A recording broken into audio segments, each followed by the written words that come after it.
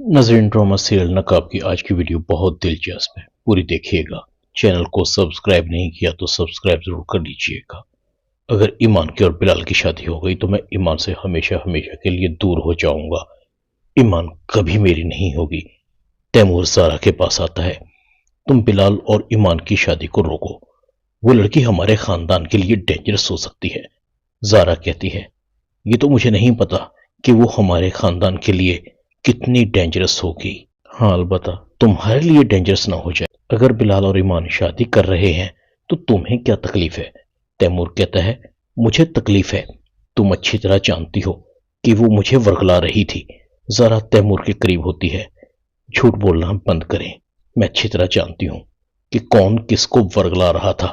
ویسے تمہیں بلال کی فکر کب سے ہونے لگی؟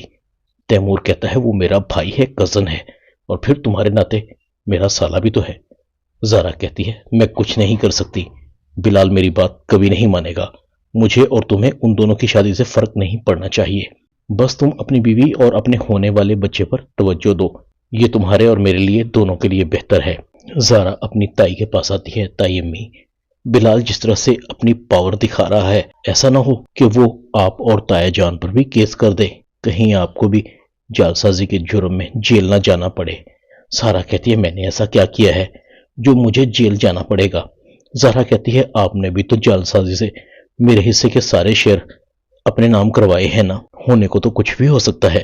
سارا کہتی ہے، میں نے ایسا کچھ نہیں کیا، وہ سب تو تمہارے تایا نے کیا ہے۔ زارا اپنی تائی کو کہتی ہے کہ آپ اور تایا جان الگ الگ ہیں، اگر کورٹ میں کیس جاتا ہے تو کیا آپ تایا جان کے خلاف گواہی دیں گی؟ سارا کہتی ہے، میرا سر مت کھاؤ، جیسے ہی تمہارے تایا آتے ہیں میں ان کو بتا دوں گی۔ سارا اپنے شوہر ناصر کو کہتی ہے، چونٹی کے بھی پر نکل آئے ہیں، بھائی ڈپٹی کمشنر کیا لگ گیا، یہ لڑکی ہمارے سر پر سوار ہونے لگی ہے۔ ناصر کہتا ہے، صاف صاف بات کرو، الجھاؤ مت، آگے ہی بزنس میں دن رات بہت نقصان ہو رہا ہے۔ ایک تو مجھے تمہارے بیٹے کی سمجھ نہیں آ رہی، روز بڑے بڑے وڈرال ہو رہے ہیں، اگر ایسے ہی اکاؤنٹ سے پیسے نکلتے رہے تو ہم بہت جلد کنگال ہو جائیں گے۔ سارا کہتی ہے، ناصر صاحب تیمور کی فکر چھوڑیں، وہ آپ کا بیٹا ہے، گھاٹے کا سودا نہیں کرے گا، اپنی بھتیجی کے پر کاٹنے کا انتظام کریں، جو بات بات پر ہمیں جیل بھیجنے کی دھمکی دیتی ہے۔ وہ کہتی ہے کہ اس کے حصے کی پراپرٹی اور شیئر ہم نے دھوکے سے اپنے نام کروائے ہیں۔ ناصر کہتا ہے، اس کا دماغ خراب ہو گیا ہے، بھائی ڈپٹی کمشنر لگا ہے، پرائم منسٹر نہیں۔ بہت جلد میں بلال کا بندوبست کرنے والا ہوں، وہ بھی ہمیشہ ہمیشہ کے لیے، ساری عمر یاد رکھے گا، آستین کا سانپ۔ اس لیے پہلے ہم نے اس کے باپ کو راستے سے ہٹایا تھا، اب لگتا ہے اس کی باری ہے۔ سارا کہتی ہے، آہستہ بولیے، دیواروں کے بھی کان ہوتے ہیں۔ زارا یہ بات سن لیتی ہے، کیا ان لوگوں نے میرے موم اور ڈیڈ کو مارا ہے؟ وہ خدایا، یہ لوگ کتنے ظالم ہیں۔ ادھر بلال کو نیند نہیں آ رہی تھی، بار بار کروٹیں بدل رہا تھا، دوسری طرف ایمان کی آنکھوں سے بھی نیند کوسوں دور تھی۔ بلال نے سایہ بن کر میرا خیال رکھا ہے، ورنہ تیمور نے تو مجھے رسوا کر ہی دیا تھا۔ میں بھی کتنی پاگل ہوں، بلال پر شک کرتی رہی، کیا کچھ نہیں کیا۔ ایمان بلال کو کال کرتی ہے، بلال فوراً ایمان کی کال کو ریسیو کرتا ہے، تم ابھی تک سوئی نہیں؟ نیند نہیں آ رہی؟ ضرور مجھے یاد کر رہی ہوگی۔ ایمان کہتی ہے، اب ایسی بھی بات نہیں۔ بلال کہتا ہے، اور کیسی بات ہے، مجھے بتاؤ، تمہارے جاگنے کی وجہ کیا ہے؟ ایمان کہتی ہے، آپ سے کچھ کہنا ہے۔ بلال کہتا ہے، پھر جلدی کہو۔ ایمان کہتی ہے، آپ بہت اچھے ہیں، آپ نے میرا بہت خیال رکھا ہے۔ بلال کہتا ہے، تو پھر ٹھیک ہے، شادی کے بعد تم بھی میرا خیال رکھ کے بدلہ اتار دینا۔ ویسے بھی میں تم سے زیادہ دیر دور نہیں رہنا چاہتا، ڈرتا ہوں کہیں تیمور بھائی تمہیں کوئی نقصان نہ پہنچا دے۔ ایمان کہتی ہے، اس کی کیا مجال، جو مجھے تمہارے ہوتے ہوئے نقصان پہنچا دے، اب میں اس سے نہیں ڈرتی۔ ایمان کہتی ہے، ویسے تم شادی کے بعد بدل تو نہیں جاؤ گے؟ مطلب ہے روایتی شوہروں کی طرح روب تو نہیں ڈالو گے مجھ پر؟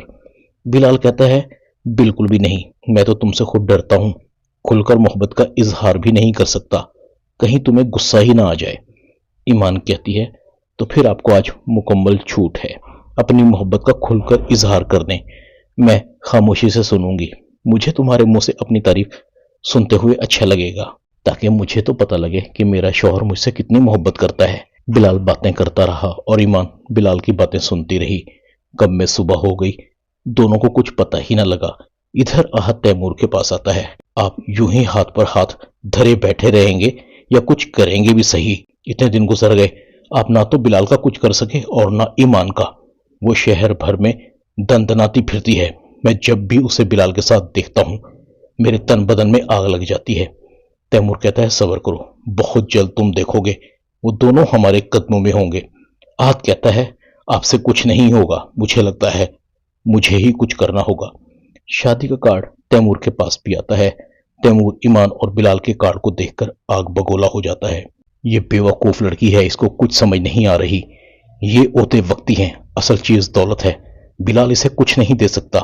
तैमूर ईमान को कॉल करता है। ईमान कहती है, जरूर आपने मुझे शादी की मुबारकबाद देने के लिए फोन किया होगा। तैमूर कहता है, अभी भी समझ जाओ, मत करो ये शादी। मेरी पर्सनालिटी देखो, क्या कमी है मुझ में?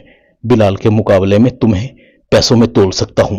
ईमान कहती है, मैं ऐसे पैसे पर लानत भेजती हूं जो हराम से और दूसरों के हक पर डाका डालकर हासिल किया गया हो। मुझे बिलाल से इज्जत के अलावा कुछ नहीं चाहिए। ईमान फोन बंद कर देती है। तैमूर कहता है, ईमान तुम मुझे चैलेंज कर रही हो, तुम्हारी जिंदगी मैं जहन्नम बना दूंगा। इधर लैला को भी ईमान और बिलाल की शादी का कार्ड मिलता है। लैला ईमान और बिलाल की शादी का कार्ड देखकर अफसरदा हो जाती है। मुसरत कहती है, किसकी शादी का कार्ड है? लैला कहती है, ईमान और बिलाल की। मुसरत कहती है, तो फिर ये कार्ड देखकर तुम्हारा मुंह क्यों उतरा हुआ है? तुम्हें तो खुशी हो रही होगी।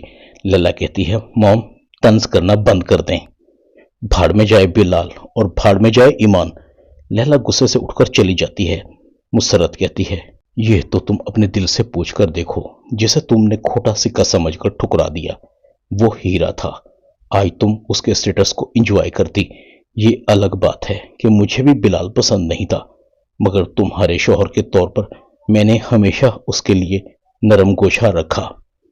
उसके पैसे इसलिए चुराए थे, नहीं चाहती थी कि वो इस घर से कहीं दूर जाए। उसका जो कुछ था वो तुम्हारा ही तो था। अभी जवानी है, तुम्हें कुछ महसूस नहीं हो रहा।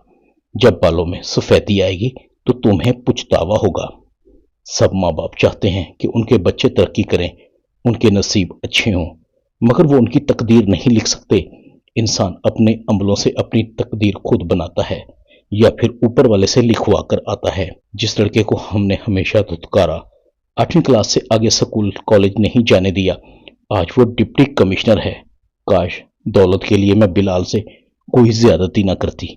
ड्रामा नकाब में इतना ही। चैनल को सब्सक्राइब कर दें, वीडियो को लाइक कर दें और बेल आइकॉन के बटन को दबाकर ऑल पर क्लिक कर दें ताकि आपको मेरी नई आने वाली वीडियो को नोटिफिकेशन फौरन मिल सके। अपना ख्याल रखिएगा।